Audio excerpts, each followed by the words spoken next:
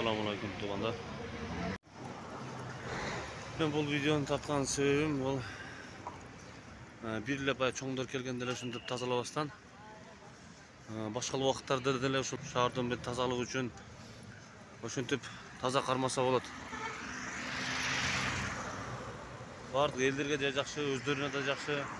Исраф кылган адам аз. Тазалык имандын жарымы дегендей. Таза шаар таза болуп турса, анан бардык элдерге да жакшы болот. Бардык тазалыкка үйрөнүшөт.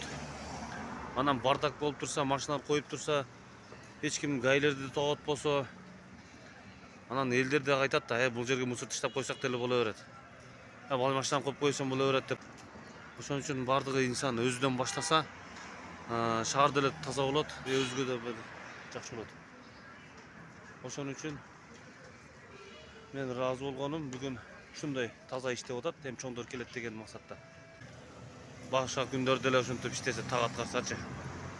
Деп сонун болмок.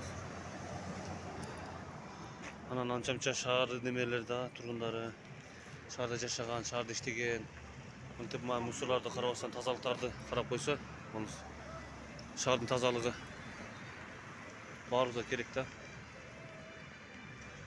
Кээ бир инсандар үчүн баары бир болушу мүмкүн да. Бирок өзүнүн шаарыны бардак болуп турганы менин жүрөгүмдө өйөт да.